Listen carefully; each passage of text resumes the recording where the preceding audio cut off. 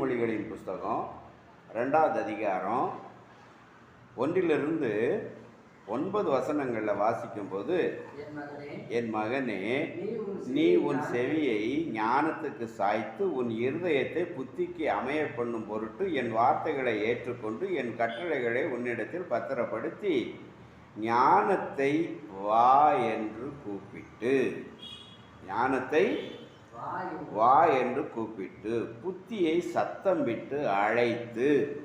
அப்போ ஞானம் கூப்பிடுகிறது, போன 1வது அதிகாரத்தில் பார்த்தோம். புத்தி சத்தமிடுகிறது. அது ஞானம் எங்கே நின்று கூப்பிடுதுன்னா தெருவில் நின்று கூப்பிடுது. சரியா? சந்தடியுள்ள வீதிகளில் இருந்து, அதாவது நெருக்கமான இடங்களிலிருந்து கூட ஞானம் கூப்பிடுகிறது.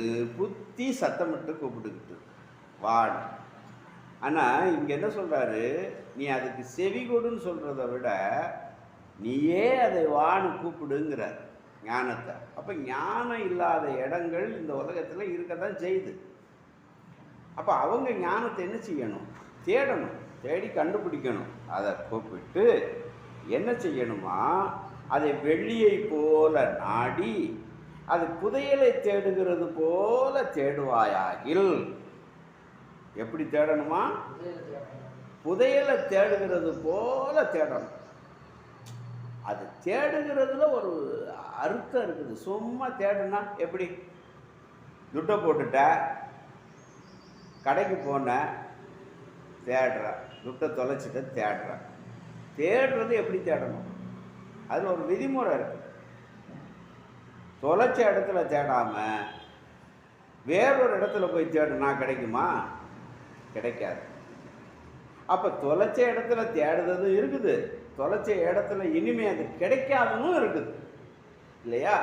சீட்டு விளையாட போகிற, அங்கே உன்னுடைய துட்டெல்லாம் தொலைச்சிட்ட, இழந்துட்ட அப்படின்னா திரும்பியும் நீ சீட்டு விளையாட்டில் போய் அதை பிடிக்கணும்னு நினச்சா பிடிக்க முடியாது.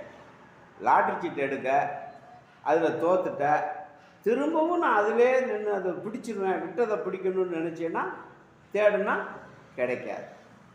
அப்போது ரியலாக உன்னுடைய நீ எங்கே தொலைத்தியோ அதை தேடணும். இப்போ நீ தொலைச்சதை தேடுறதை விட உங்ககிட்ட இருக்கிறத தொலைக்காமல் பார்த்துக்கணும். அதுக்கு ஞானம் என்ன செய்யணும்? நீ தொலைக்கக்கூடாது. அப்படி அதை என்ன செய்யணும்னா, உங்ககிட்ட இருக்கக்கூடிய அந்த தகுதி, அந்த டேலண்ட்டு, அந்த திறமைகள், இதை நீ என்ன செஞ்சிடக்கூடாது? ஞானம், அறிவு, இதை தொலைச்சிடக்கூடாது. இதை நீ இழந்துடக்கூடாது. இதை நீ பார்த்துக்கணும். அதை நீ எப்படி இந்த அறிவையும் இந்த ஞானத்தையும் தேடணும்னா புதையலை தேடுகிறது போல தேடணும். சரியா? தேடணுமா? மத்தேயு எழுதின சுவிசேஷம் 13வது அதிகாரம் 44வது வசனத்தில் வாசிக்கும்போது, மத்தேயு எழுதின சுவிசேஷம் 13வது அதிகாரம் 44வது வசனம், இயேசு கிறிஸ்து தன்னுடைய வாயை திறந்து சொன்ன வார்த்தை. எப்படி ஒரு மனிதனுக்கு, பழைய ஏற்பாட்டில் இருக்கிற மனிதர்களுக்கு நியாயப்பிரமாணம் மோசேயின் மூலமாக தேவன், அதாவது அவர்களுடைய கடவுள் யெகோவாவாகிய கடவுள் எழுதி கொடுத்தாரோ, கைப்பட எழுதி கொடுத்தாரோ, அது எந்த அளவுக்கு மதிக்கப்படத்தக்கதும் புகழப்படத்தக்கதும் புனிதமானதோ அதை காட்டிலும் 1000 மடங்கு புனிதமானதும் மதிக்கப்படத்தக்கதும் புகழப்படத்தக்கதும் சிந்திக்கத்தக்கதும் இயேசு தன்னுடைய வாயை திறந்து சொன்ன வார்த்தைகள். அந்த வார்த்தைகளில் ஒன்று, ஒரு மனிதன் ஒரு புதையலை கண்டு, வாசிங்க, பரலோக ராஜ்யம் நிலத்திலே புதைந்திருக்கிற நல்ல பொக்கிஷத்துக்கு ஒப்பாய் இருக்கிறது. அதாவது ஒரு புதையலுக்கு ஒப்பாக இருக்கிறது. எது? பரலோகம். அப்ப எல்லாருக்கும் இந்த ஞானம், இந்த அறிவு கிடைச்சிடாது. சரியா? இது ஒரு பொக்கிஷம்.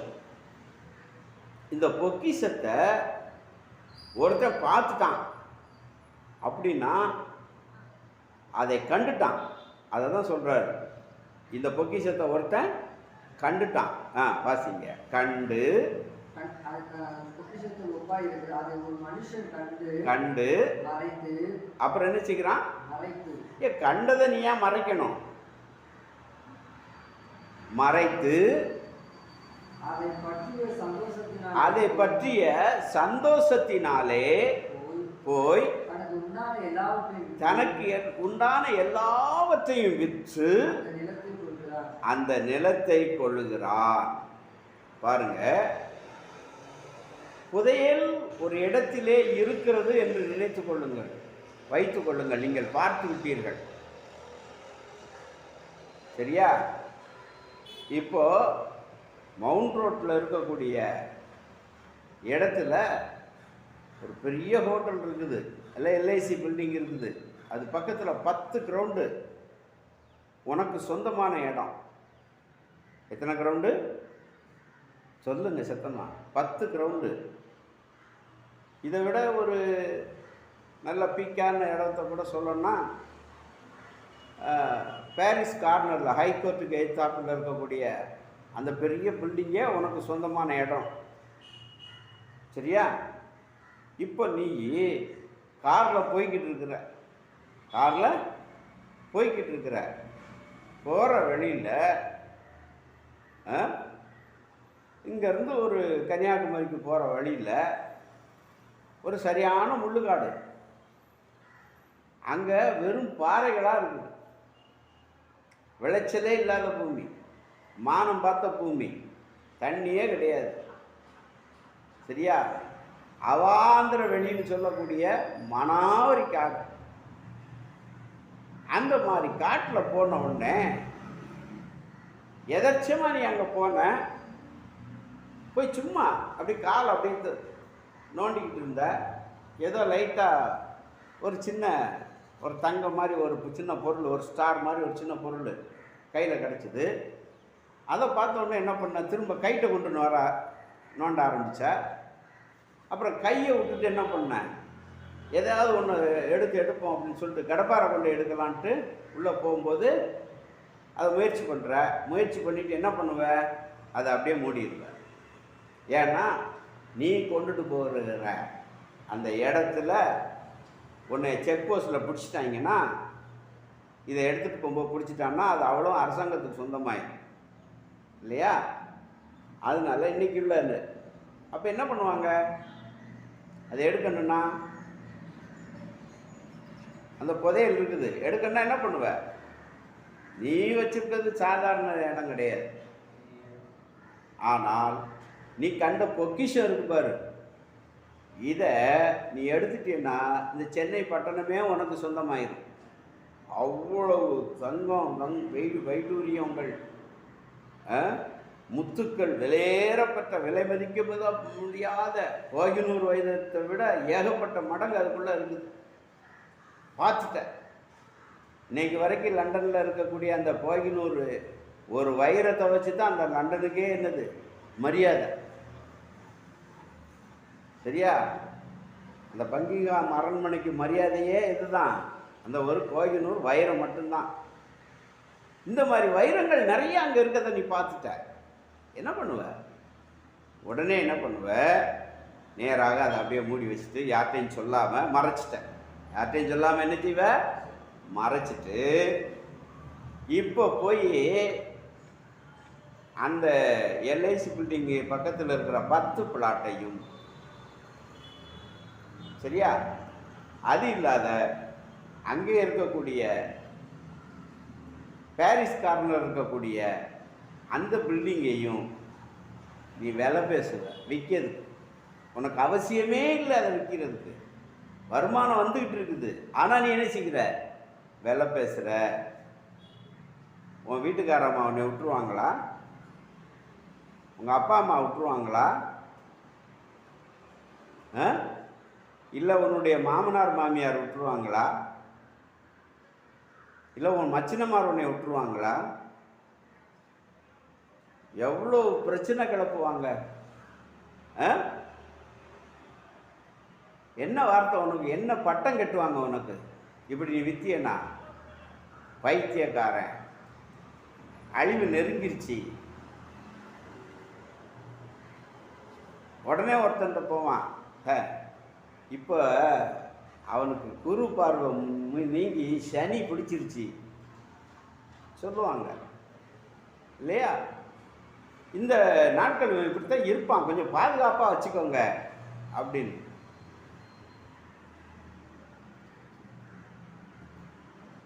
இதை வித்துட்டு உபயமற்ற இடத்த இதை விட அதிகமான விலை கொடுத்து நீ அந்த இடத்த வாங்கினீன்னா, இதுக்கே உனக்கு இந்த பாட்டுனா நீ அதை போய் வாங்கினீன்னா என்ன சொல்லுவாங்க? சொல்லு, என்னையா சொல்லுவாங்க?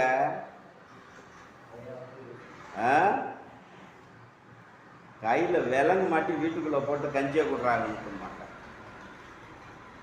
அது மட்டுமா? இருக்கிற மந்திரக்காரன் அத்தனை பேர்ட்டையும் கூட்டு போய் இவனுக்கு மனநிலை பாதிக்கப்பட்டு போச்சு, ஏதோ மெண்டல் ஆகி போயிட்டான். இதுக்கெல்லாம் காரணம் யாருன்னு தெரியுமா? அங்கே ஒருத்தன் இருந்தான், ஒரு பாஸ்டர் காரேன்னு ஒருத்தன் இருந்தான். அவன் பின்னால் போனான், இவன் இந்த மாதிரி ஆயிட்டான்றான். அவனோட நின்றுமா அது? சரியா? அவன் கூட எவன் சேர்ந்தானோ அவனுக்கெல்லாம் இந்த வரும். டேய், நீ யாரும் சொல்லக்கூடாதடா, கெட்டு போயிட்டானாடா, உன் வழிக்கு அவனை கொண்டு போயிட்டேடா. இவ்வளோலாம் பிரச்சனை வரும். எதுக்கு அந்த இடத்த போய் வாங்கும்போது வாங்கிட்டு அதை பற்றிய சந்தோஷத்தினால். எதை பற்றிய சந்தோஷத்தினால்? இப்போ அந்த இடம் யாருக்குரியது? உனக்குரியது. சரியா? இனிமே நீ அதிலிருந்து எடுக்கலாம். அதிலிருந்து உன்னுடைய உரிமை பொருளாகிவிட்டது. இப்போ உரிமை பொருளான சந்தோஷத்தில் நீ என்ன பண்ணுவ? என்ன பண்ணுவ சொல்லுங்க? வீட்டை பூட்டிக்கிட்டு கக்கன்னு தன்னால் சிரிப்ப, கெக்கலிட்டி சிரிப்ப, ஒரே மகிழ்ச்சியாக இருக்கும். உன்னுடைய சிரிப்பை இதை பார்த்துட்டு உன் வீட்டில் நைட்டில் தூங்கிட்டு இருக்கும்போது திடீர்னு முடிச்சுட்டு உட்காந்துட்டு கக்கன்னு சிரிப்பியா சிரிக்க மாட்டியா? அந்த நேரத்தில் உங்கள் வீட்டை எரிச்சாங்கன்னா என்ன பண்ணுவாங்க? விளக்கு மாற்ற எடுத்து 4 அடி, என்னமோ பிடிச்சிச்சு போ பிசாசு அப்படின்னு அடிப்பாங்க. அப்போ கூட நீ சொல்லிட்டேன்னா போச்சு, சொல்லிட்டேன்னா போச்சு. அதனால் அதை சொல்ல மாட்டாங்க, எடுக்கிற வரைக்கும் சொல்ல மாட்டாங்க. யாருக்குமே தெரியாது அந்த ரகசியம். இவனுக்கு தான் தெரியும் அந்த மகிழ்ச்சி. இவ்வளோ அடியும், இவ்வளோ அவமானத்தையும், இவ்வளோ நிந்தையும் வாங்கிறது என்னது? எதுக்காக? அது ஒரு புதையல் இருக்குது, அந்த பொக்கிஷம் அங்கே இருக்குது. அதை எடுத்தால் நான் என்ன செஞ்சிருவேன்? பட்டணத்தையே நான் விலைக்கு வாங்கிக்கிறேன். அந்த அளவு அதுக்குள்ளே இருக்குது.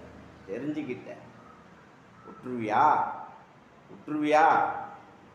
அதுபோல் சரியா? இதை புதையலை தேடுகிறது போல தேடுவாயாக. அதான் இயேசு கிறிஸ்து சொல்றார். அதை பற்றிய சந்தோஷத்தினால் அதை மறைத்து தனக்குண்டான எல்லாவற்றையும் விற்று அதை கொள்ளுகிறான். விற்ற பிறகு, அதை வாங்கின பிறகு அதில் முதல் என்ன பண்ணுவார்? வாங்கினவர் என்ன பண்ணுவார்? அந்த இடத்த அப்படி விட்டுருவாரா? முதல் காம்பவுண்டு போடுவார். ஃபஸ்ட்டு பெரிய காம்பவுண்டாக போட்டுட்டு, என்னடா இதில் என்ன செய்ய காத்திருக்கான்னு தெரியலையே, துட்டப்பண்ணாந்து போட்டு அழிச்சிட்டானே, எல்லா துட்டும் போயிடுச்சே அப்படிங்கிற வேதனையில் இதில் உன்னுடைய பந்துக்கள், சொந்த பந்தங்கள் எல்லாம் அப்படி குமுறிக்கிட்டு இருக்கிற வேலையில் அப்புறம் அந்த இடத்துல மட்டும் ஒரு கட்டடம் கட்டுவார்ல. அதை கட்டிட்டு அதுக்கப்புறம் உள்ளே வச்சு தோண்ட ஆரம்பிப்பார். தோண்ட ஆரம்பிக்கும்போது யாரையும் கூப்பிட மாட்டார், அவராக தோண்டுவார், பொருளை எடுப்பார். இப்போ அவர் மனைவிட்ட போய், அம்மா இதுக்காகத்தாம்மா இந்த இடத்த வாங்கினேன்னு சொன்ன உடனே, நான் அப்போவே உங்களை நினச்சேங்க, என் புருஷன் அறிவாளின்னு.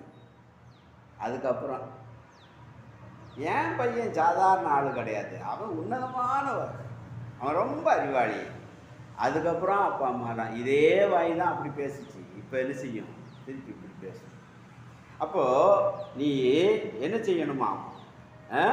வெள்ளியை போல அதை நாடணும், புதையலை தேடுகிறது போல தேடுவாயாகில் அப்பொழுது கர்த்தருக்கு பயப்படுகிற பயம் இன்னதென்று நீ உணர்ந்து நீ கடவுளை நீ அப்பதான் அறிகிற அறிவிலே வளர முடியும்.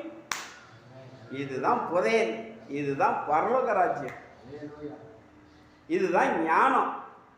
இதுதான் என்னது? ஞானம். அப்புறம் சொல்லுவாரு, கர்த்தர் ஞானத்தை தருகிறார். இப்போ என்ன வந்துருச்சு? இவனுக்கு ஞானம் வந்துருச்சு. இப்போ அவருடைய வாயிலிருந்து அறிவும் புத்தியும் வரும். யாருடைய வாயிலிருந்து? கர்த்தருடைய வாயிலிருந்து என்ன கிடைக்கும்? அறிவும் புத்தியும். எங்க இருக்குது? கர்த்தர்ட்ட இருக்கு. அப்ப இந்த உலகத்திலே அறிவில்லாத ஜீவன்கள் அப்படின்னு சொல்லும்போது எதையெல்லாம் சொல்லுவாங்க அறிவில்லாதவங்கன்னு?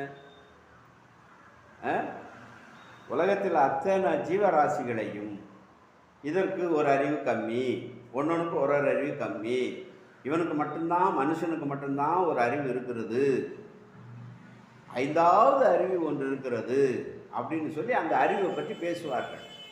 அதுதான் கடவுளை பற்றி அறிகிற அறிவு, அது அஞ்சாவது அறிவு. ஆனால் அந்த ஞானமே இல்லாத அத்தனை பேரையும் எதையோடு ஒப்பிட முடியும்?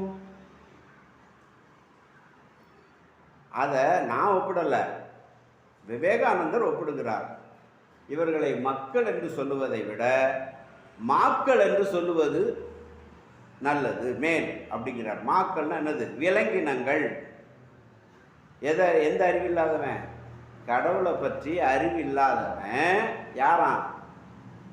அழிந்து போகும் மிருகத்துக்கு சமமானவன். அதுவும் மிருகமும் சாவுதா, நீயும் சாவுத. மிருகமும் சாவுது, ஒரு பூச்சியும் சாவுது, நம்மளும் ஒரு நாள் உயிர் வாழுகிற ஈஸ்வரன் அன்னைக்கு பிறந்து அன்னைக்கே சாவுது இல்லையா? நீ நம்ம மனுஷன் என்ன பண்ணுறோம்? மிஞ்சி போனால் பலத்தின் மிகுதினால் 80 வருஷம், இல்லாட்டினா 100 வருஷம். அதை தாண்டி உட்கார முடியுதா? உட்கார முடியல. அவ்வளோதான். நம்ம விட வயதானவைகள்லாம் நிறையா இருக்குது. மரம் செடி கொடிகள் இருக்கிறது, திமிங்கலங்கள் வாழ்கிறது. நம்மளோட வயசில் அதிகம், அதெல்லாம் உயிர் மூத்தது இல்லை. ஆனால் நம்ம இதுக்கு மேலே என்ன செய்கிறது இல்லை, வாழ்கிறது இல்லை.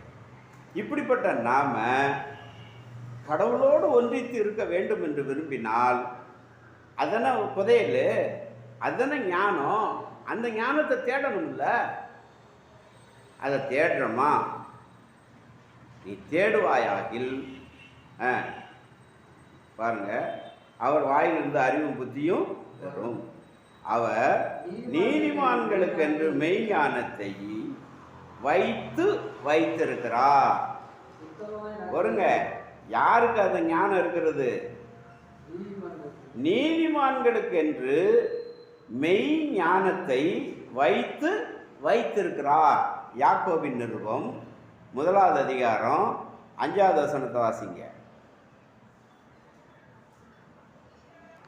அப்போ ஞானம் எங்க இருக்குதுன்னு கேட்டீங்கன்னா, அவருடைய வாயிலிருந்து அறிவும் புத்தியும் வரும். சாலமோன் என்ன பண்ணாரு? ராஜாவான பிறகு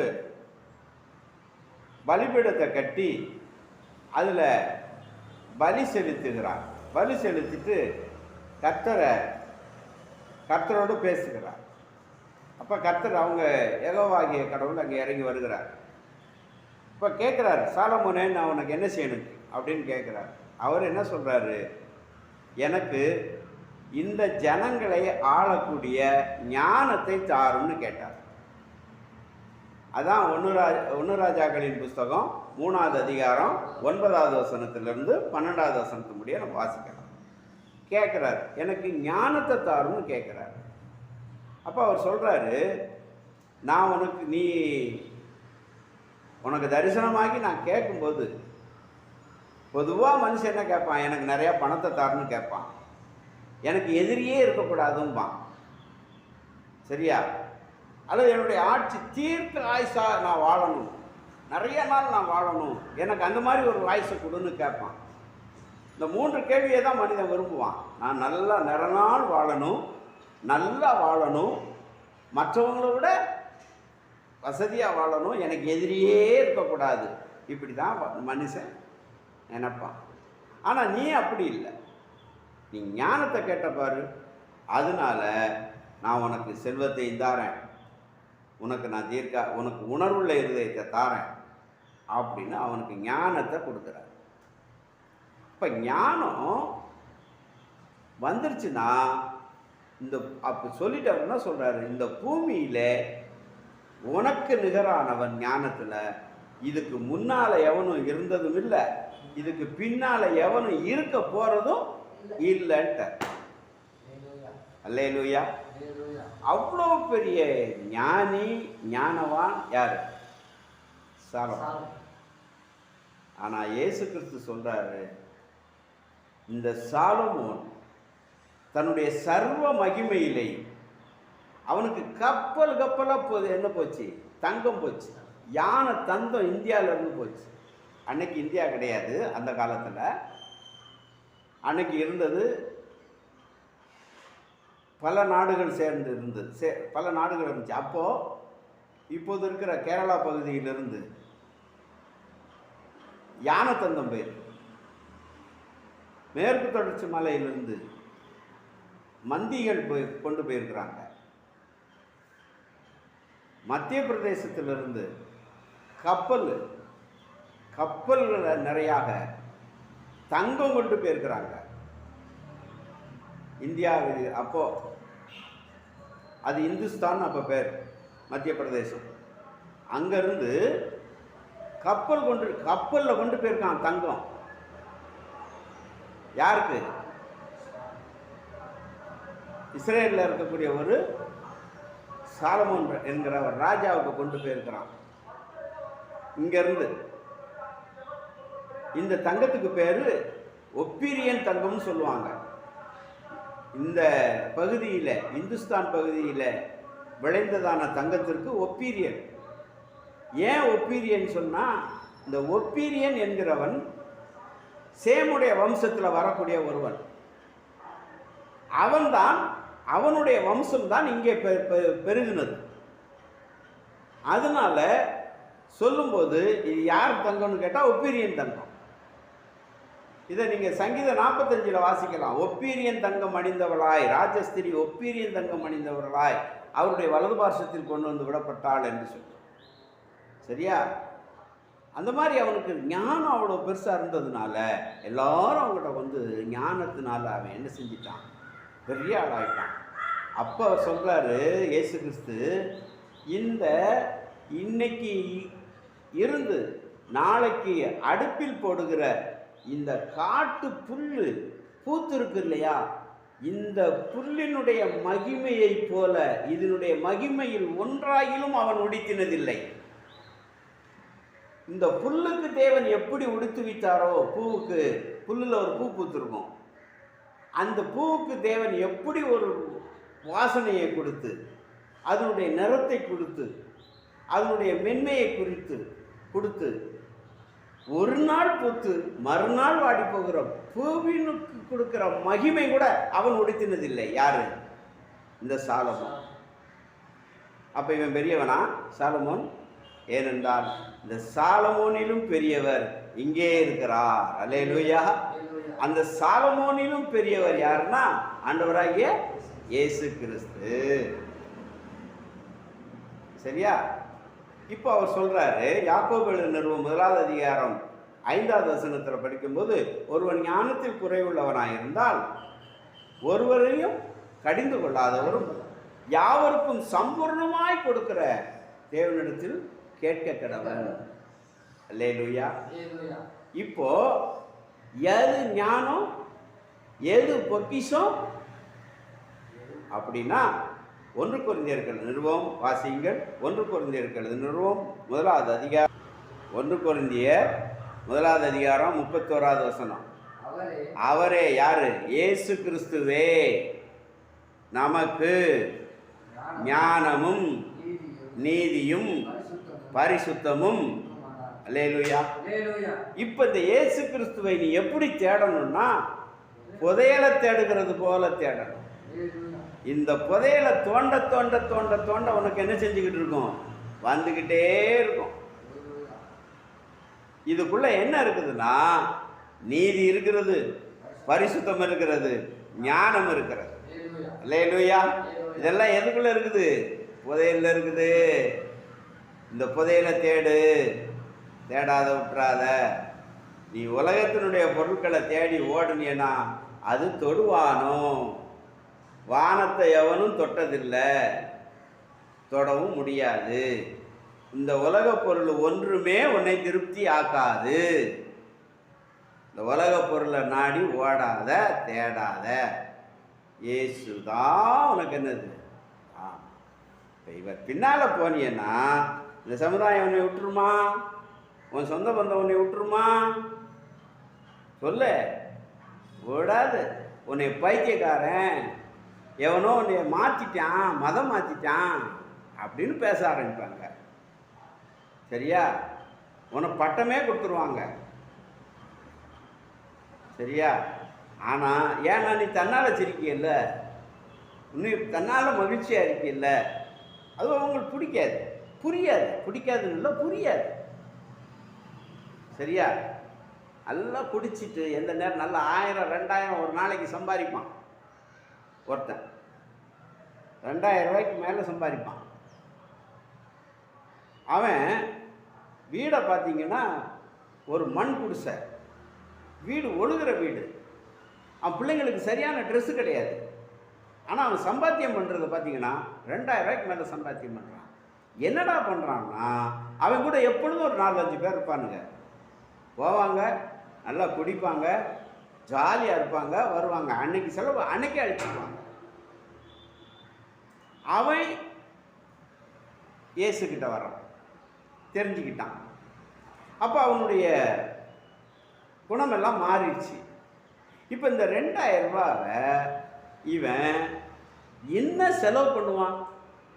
அரிசி வாங்கி கொடுப்பான், மளிகை ஜாமான் வாங்கி கொடுப்பான், நல்லா சாப்பிடுவான். மிச்சம் எவ்வளோ இருக்கும்? 1000 ரூபாய். இந்த 1000 ரூபாயை இவன் எடுத்தோடனே இந்த 1000 ரூபாய் 1000 ரூபாய் என்கிட்ட இருக்குன்னு காட்டிக்கிட்டு திரிவானா? இதோ ஒரு சீட்டை போடுறான், சேர்த்து வைக்கிறான். ஒரு 20 மாதத்தில் எவ்வளோ ஆகுது? 1000 ரூபாய் 20 மாதத்தில் 20,000 ரூபா ஆகுது. அதில் அப்புறம் அதை என்ன செய்கிறாரு? இப்படி கொஞ்சம் கொஞ்சமாக சேர்த்து வைக்கிறாரு. ஒரு இடத்த வாங்குறாரு, வீட்டை கட்டுறாரு. இவன் கூட இருந்தவனுங்கெல்லாம் இப்படியே தான் இருக்கிறானுங்க. இப்போ அவன் என்ன நினைக்கிறான்னா, இவன் போய் கிஸ்டியில் சேர்ந்துட்டான், இவனுக்கு வெளிநாட்டிலேருந்து பணம் வருது. இவன் சொல்ல மாட்டேங்க, இவன் சொல்ல மாட்டேங்க. இவன் ஞானம் இதுதான், இவனுடைய அறிவு இதுதான். ஆனால் அவனுடைய அறிவு இது இல்லை. இது அவன் தேடவே இல்லை, இது அவன் உணரவே இல்லை. அவன் யாரை தேடி போயிட்டான்? கர்த்தரை தேடி போயிட்டான். நித்திய ஜீவனை தேடி போகிறான், ஞானத்தை தேடி போகிறான், அறிவை தேடி போகிறான். அவருடைய வாயிலிருந்து அறிவு புத்தியும் வந்துச்சு. கேட்டான், பொழைச்சிக்கிட்டான். சரியா? கேட்போம், பொழைச்சிக்கிடுவோம், பிடிச்சிக்கிடுவோம். கர்த்தர் நம்மை வழி நடத்துவார், ஆசீர்வதிப்பார். ஜெபம் பண்ணுவோமா?